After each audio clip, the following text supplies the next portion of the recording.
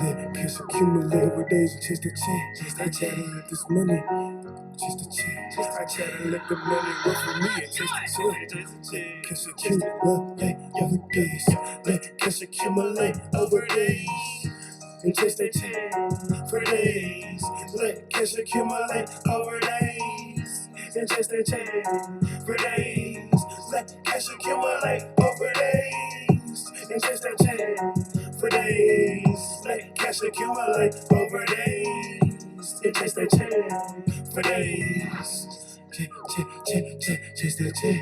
I gotta get that money. I gotta chase that check. But you ain't got no spend, and you ain't chase no check. Then you ain't get no money, then you ain't got no tech. And I can bleed it, and I can trust it, and I can bleed what I wanna do, I want it. And I can bleed what I wanna do, I love it. They hating on me in public, I love it. But I be chasing money, and I be chasing honeys, and that's my fucking problem. I'm a fucking dummy, but I'm a curse one, and that's one day, honey. And you gon' get that one day when I'm done chasing money. Let cash accumulate over days, and chase that check for days. Let cash accumulate over days, and chase that check for days. Let cash accumulate over days, and chase that check for days. Let cash accumulate over days, and chase that check for days. Let cash accumulate over days, and chase that check for days. Let cash accumulate over days, and chase that check over days. Chase that check. Yeah, chase that check. I had a moment of silence, cause I be chasing that check. And this shit so crazy, I don't even stress. Yeah, the bitch left, but they ain't the first time she left. It's like a boomerang, she come bouncing back, just like on the dick. Yeah, she do a spin, yeah, she do a spin. Yeah, she spin on that 10, yeah. But I'ma stay on point, I gotta get that money, just like my joints. They spread out, and I fly my wings. If I was a bird, I'd be a wing. Yeah, you get it? Yeah, that's first class shit. First class, you don't even know what I'm talking about. Bitch, I'm the pilot lit, I'm the bullet business owner. I represent. I'm from the fold. Everybody throw up that shit. Let cash accumulate over days, and chase that check for days. Let cash accumulate over days, and chase that check for days. Let cash accumulate over days, and chase that check for days. Let cash accumulate over days, and chase that check for days. Let cash accumulate over days, and chase that check for days. Let cash accumulate over days, and chase that check for days. Let cash accumulate over days, and chase that check for days. Let cash accumulate over days, and chase that check for days. All right, what's up, ladies and gentlemen? We are back. We live. This is the recap, though. The market ain't open no more. It closed. It's actually still. It's after hours right now. It's gonna close here shortly, at about 8 p.m. And things will open back up at 4 a.m. in the morning, and you'll be able to buy and sell at 9:30 a.m. tomorrow, Tuesday, on any brokerage app that you choose from. Ladies and gentlemen, this is recap coverage from the stock and crypto market. These are live ideas of thought and studies. This is not financial advice on this stream or with this company. So with that being said, I am the business owner of LCAOD and managing member of LCAOD. And wow, today, this is what happened. This is what took place today. This is the recap. Dow closes nearly 200 points higher. S&P 500 notches third straight advance as bank shares jump. The blue chip stock index gained 194.55 points, or 0.6% to end at 32,432.8 points. The S&P 500 was up 0.2% to 3,977.53 points. The NASDAQ composite finished lower by 0.5% at 11,768.84 points. So That's kind of what happened today. And that was the overall where the market ended up. We basically summing that up. The market gapped up, hit a high, got rejected, sold off back to where the gap up started, sold into it, found support, consolidated it a little bit to the upside, came back down towards the end of the day, near the lows again of the day, and it closed. The market closed. So that's just where we're at right now. Tomorrow, as you can see, we got consumer confidence kicking off tomorrow. That's going to be really big. It's going to move the market. That data, expect that data to come out between pre-market and 10 a.m. tomorrow. Richmond Fed Manufacturing Index Tuesday, that data comes out. That's going to be key for tomorrow. That's tomorrow, just looking at that. And then the rest of the week, you got the data on Wednesday, pending home sales. Thursday is a big day, like I told you guys on the live stream on earlier in the recap yesterday. And I'm going to tell you again today in this recap. Core PCE price index Friday will be important. Chicago PMI Friday will be important. The Fed speakers this week, Barr had a lot to say today. He kind of moved the market. He tried to say some stuff while the market was at a down point and could have flushed to the lows, new lows. But he speaks tomorrow at Tuesday. He speaks tomorrow at 8 a.m. So this is before the market even opens. And he'll be back. Barr, he or she, I don't know if that's male or female, that speaker will be back Thursday, 8 a.m. On Thursday. So Barr, like I said, is the speaker and Fed speaker. Just be on the lookout for whatever they're gonna quote the speaker to say tomorrow morning, 8 a.m. Just be on the lookout for that. And the rest of the week. And I think they got a Treasury Secretary Yellen. She's doing, or the Senate. Somebody has to speak about the bank crisis tomorrow. It'll be a live hearing. I won't be able to live stream it, but it'll be something to look out for. You guys, you got your own free time. You can look at it tomorrow. I think it started in the morning. Just be on the lookout for it between the market open till about 2 p.m. It'll be out. That's gonna move the market tomorrow. The bank crisis hearing or whatever, they got something going on with the bank crisis hearing. So that's gonna be key tomorrow. Seeing what they're gonna say and seeing how things might shape up for this summer and what things can be. Going into the winter for real. But Barkin Thursday, that's gonna be a speaker. They speaking, so Thursday will be a key day. Like I said, Friday you got some more speakers. So a lot of key information here. Just want you guys to know that. And 5 things to know: bank sector turmoil, U.S. PCE inflation, U.S. Q4 GDP. Fed speakers, been to look out for them. Earnings this week. Earnings kick off tomorrow big. You got Lulu. They kick off earnings tomorrow. They got earnings after the bell tomorrow, 4 p.m. We'll see. That's going to be a real big earnings report. And Walgreens report earnings this week. But that's Wall Street is saying one stock to buy, one stock to sell this week. They would say buy Lulu, would sell Walgreens. So that's what's going on Wall Street. That's what they're saying. That's the bet circulating for the earnings, you guys. But yeah, man. That's pretty much it. Summing up the data. Let's go over the charts. I ain't going to hold y'all up. This recap shouldn't be too long. We went live today. So if anything, you guys can check the live stream out and you know what I'm saying, and see what I'm confirming here with the recap. So looking at the SPY here, we're going to get straight into it here. The SPY, like I said, gapped, as you can see right here. Gap. You got your gap right here. They filled it technically. They're in it. They're in the gap now. They closed in it, but we didn't go below. So a lot of people saying since the gap is filled, they're looking to short a little bit more lower. They're trying to get lower lows on the SPY. A lot of people saying, since it did fill the gap, it could retest actual momentum of buying pressure to the upside, not a gap. So either way, it's 50-50 right now. It's back to where it started technically. So, this thing can go either way tomorrow. The levels I'm looking at on the SPY is, to the upside. I'm just looking forward to break this wall right here of 397. You got to get past 397. You can get past 397. I'm looking for you to really retest and take us to this high right here today at that gap up momentum, 398. So, if you can get above 397, that's what I'm looking for tomorrow on the SPY. To the downside, I'm looking at the levels just to break below here. This level 395, about 59 cents. So you can see that we closed here. So we can get below that 395.59 cents. I can see the SPY trying to make a low pattern just going this way, just how you see it over here. They just be doing that way.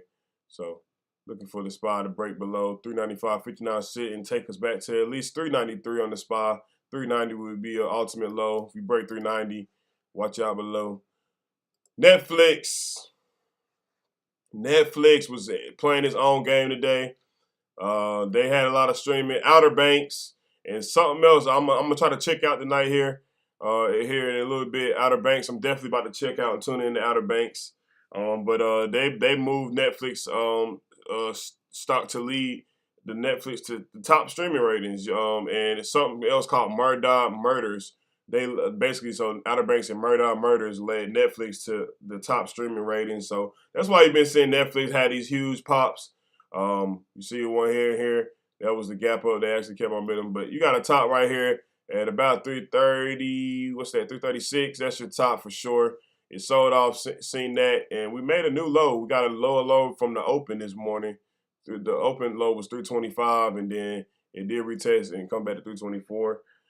So right here, it closed right here at the lower end of the channel, as you can see.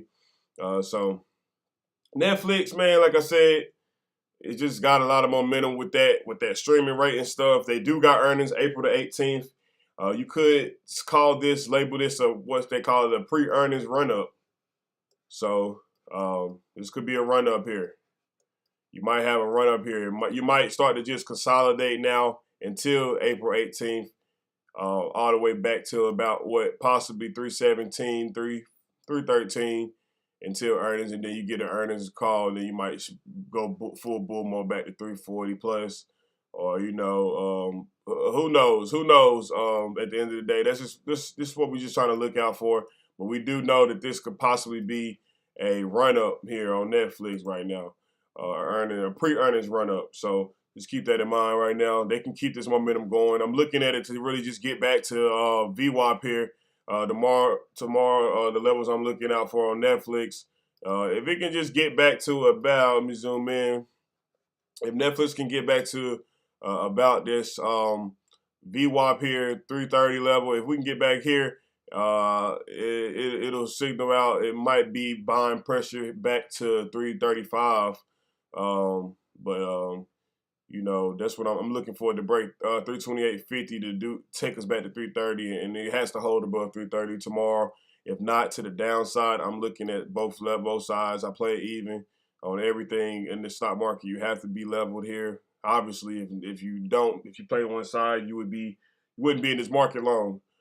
So you do got to keep that in mind. But to the downside on Netflix, I'm looking at it to break below just this out of this channel again, get back below. If it comes back below 326.97, you can say Netflix will definitely head back down to about 325, 324, and retest the lows of today, tomorrow. So that's what I'm looking forward to do tomorrow, you guys, on Netflix. Microsoft.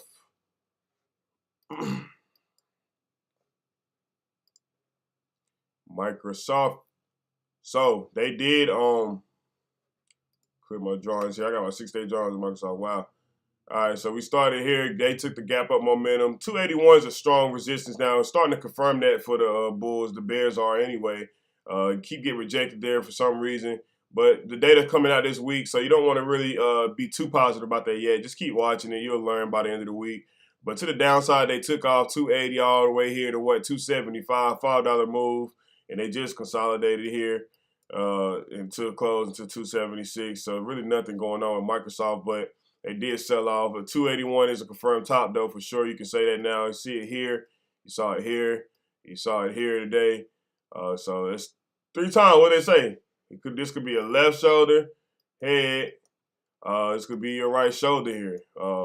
Keep that in mind on Microsoft. You feel me? So this could be that pattern. What they say? They always say 3rd time's a charm. So, we're just looking at Microsoft. If it is to the downside, we're looking at it to take us back to below 275, take us all the way back to 273.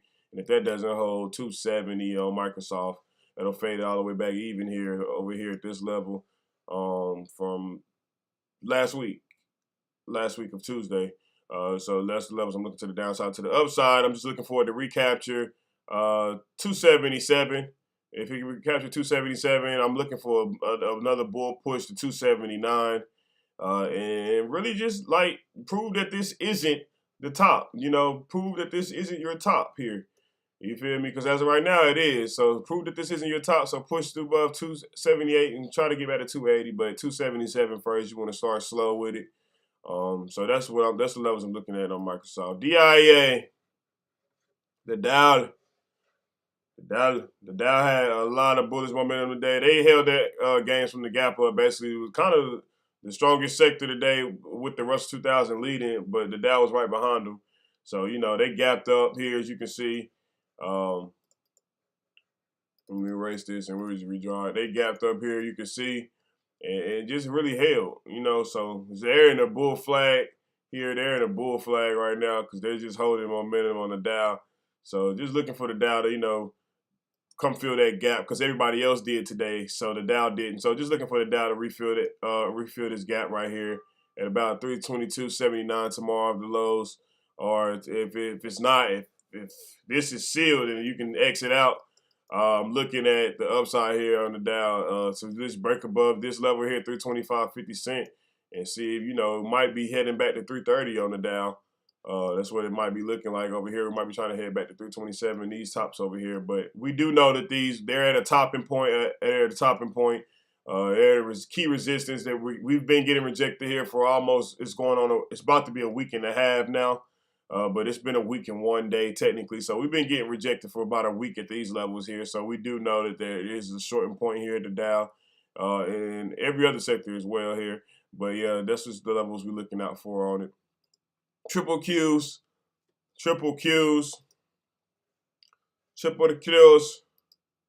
went crazy today. Took the gap up, 312. From that point on, bearish had to step in. They stepped in majorly, took it down about $4, 308. 307 was your low. With that being your low, they bounced off of that. Got real bullish here, hit 310, tagged it. That was VWAP. That was right in the middle. Then it got rejected at the close here. So closed at 308.90. This is a key support area. We know now 312 is becoming a new resistance here. We done seen them do this three or four times in the past week or so. So 314, we had 315. At one point, I think it was a 313 going on, 310. Yeah, 312 right here, 313. 313 right there. So everybody's just at a topping point. Resistance, got rejected. So, and once you got rejected, it didn't look like it was going back up for nobody. So as of right now, to the downside on the triple Qs, we're just looking at the levels to break below this 308 level. If it breaks below 308 tomorrow, we're looking to short here all the way back to about 305 for real. That's a low over there I'm seeing, but definitely 304. I think max pain this week for the triple Qs would be 300 ultimately if they decide to pull back here because they've been rallying. They've been leading the market the whole month of March. They've been rallying to the upside. So for them to be red today, the triple Qs and the NASDAQ to be red today, it was honestly time for that pullback. But who knows, though? This could have been a pullback to where people feel like it's support here and they buy the dip. So to the upside, I am looking at the level of 310 to break. We break above 310 tomorrow. I'm looking forward to retest the highs of about 311, 312, and 313 tomorrow, you guys, on the triple Qs. IWM. This was the leading indicator today. This was the market mover today. This was your winner here today. IWM led the market. Got that gap up. They kept it. They held their gap up just like the Dow did. They held their gap up. Once they held it, they just kept it up. It was real bullish for the IWM today. Nothing negative really to say about the IWM today, but just want to look at the levels for tomorrow, hoping it can hold. If it can hold, I'm just looking for more push to the upside here, back to 175, 177 on the IWM if this is going to continue. To the downside, I'm just looking at the break below 173, break below 173. I'm definitely looking at the level at 170 on the IWM to the downside. Amazon Amazonian. So Amazonian is in the channel here. They're gonna move big here. You can tell they got that layoff news last week, and the stock has kind of just been. It had a little slight pop, but it's pulled back, and it's just been consolidating since then. So they're acting real shy, but you can tell they got something up their sleeve here. A move coming soon on Amazon. So they opened up. The high today was about what, $99, and about what it looks like here 32 cents. So sold that off. Got them out of there. $97.07 was your low now. A lot of support here. A lot of support here in this area right here. Made it rally again back into the channel. Got a new high today.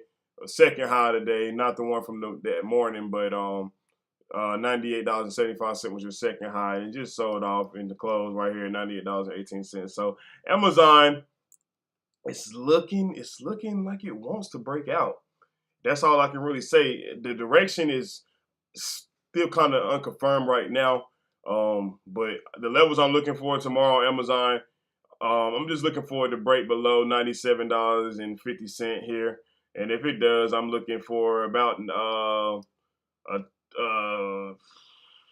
on Amazon. So looking forward to break $97.50 first, and then, you know, I'm looking at it to go down to about $95. Hopefully by the end of the week, this target right here still remain as a checkpoint. So about $94.98. This will be a good sell area right there. So if Amazon has any bad news this week, so that's the downside levels. The upside levels I'm looking for just to break above 100. Honestly, Amazon has to get above 100 right here. It's a $2 move, so I know they got it in them. They got the bag. It's Amazon. Let's not get it twisted here. Let's not get it twisted like they wasn't just 3,000 a share. So, but you know, them days are over with. They reset. Hopefully they can get back there one day, but as of right now, just looking forward to keep this momentum. You see it kind of held up today. It found support at that 97 area. So if we can just push back up to about $99 and get us back to 100, 101, I would say we're bullish on Amazon. Disney got through in the mix today. I threw Disney in the mix with LCAOD today because they had breaking news. We caught it on the live stream. They had breaking news about layoffs, and we did get the number here in the after hours. They're going to do about 7,000 layoffs here on Disney. They're going to announce it at any point in time this week. They could be announcing it right now. It could happen tomorrow. It could happen the day after. But this week, 7,000 people will be losing their job at Disney. So layoffs have been bullish. You know, it might not be good to the people that's actually losing their job. I hate that for them. But layoffs have been bullish towards the charts and numbers in the stock market. So, you know, Amazon got that.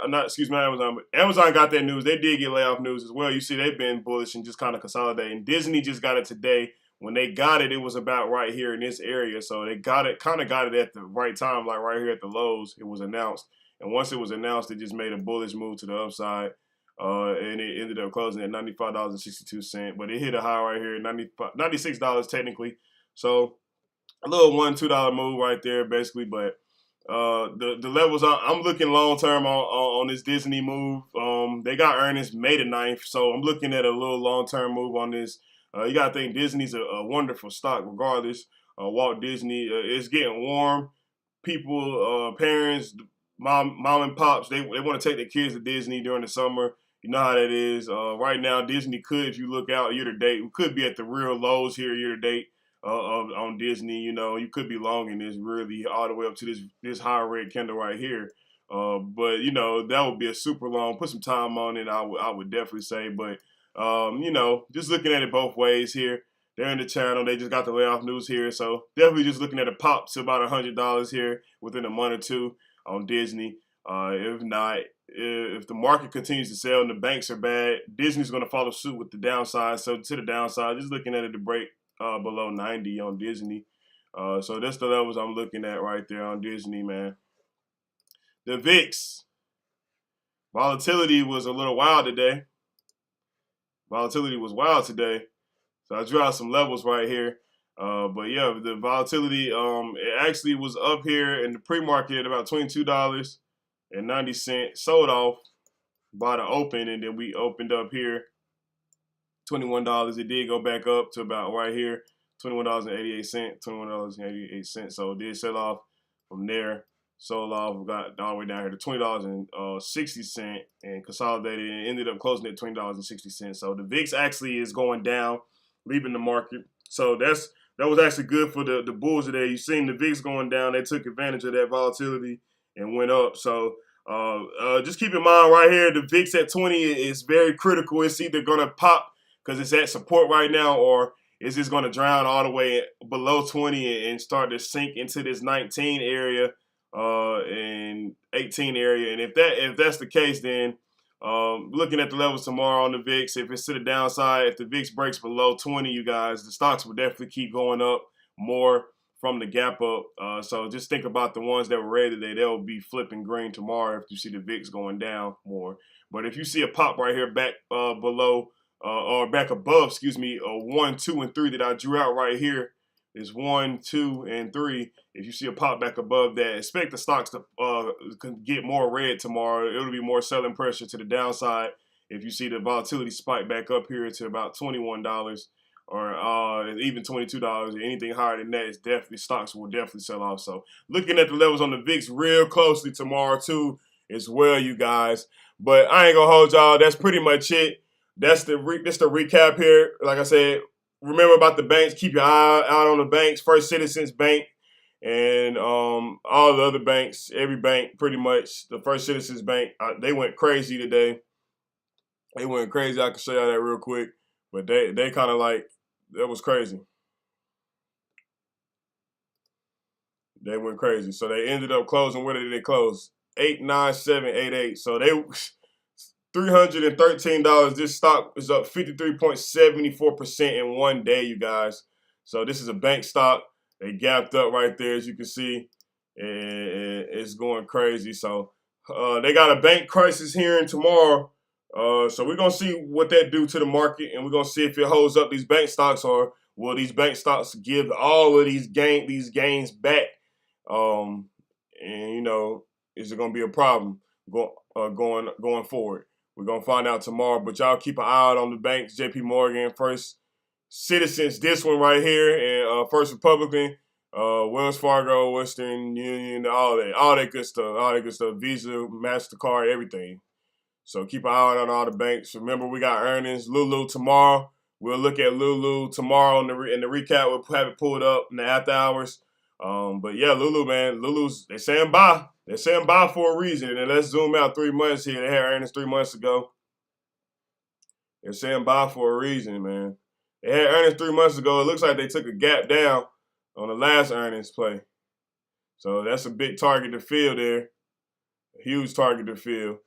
And, you know, there's another gap here I'm seeing on Lulu. So they're saying bye for a reason. Are they saying bye because of these gaps? So you put a question mark. I don't know. This could be full on bull here for that earnings tomorrow. You never know. You really never know. Earnings is 50-50. Or is it going to be another gap here? Like, am I seeing another gap here? Just completing the 3 gap spaces. So I see what's going on, Lulu. I see what you got going on. We're going to keep an eye on you tomorrow. Micron, they got earnings coming up. Extortion Home, this is a big one right here. This is for real estate. This will be an important one. Let me see. I'll pull it up real quick before we go to the actual days of each earnings. Let's see. And again, we're going to be going over this all week. So stay tuned. Let's see who kick it up. Futu got earnings in the morning, so that's going to be good. That's a China stock. Lulu, Micron kick it out tomorrow. Dave & Buster's. After that, let's see, RH, that's Wednesday after close, so you got a little bit more time for that. That's a real estate stock, like I said, it's going to be really key. And who else? That's pretty much it for the key earnings. Yeah, that's pretty much it for the key earnings. So we'll see. As of right now, BioNTech moved the market a lot today. That was a big play. So earnings is going to be key. Everything going to be key. We're going to see how things pan out tomorrow.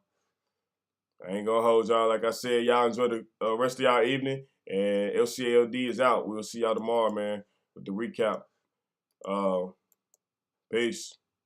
This was the recap with LCAOD. I'll see y'all later.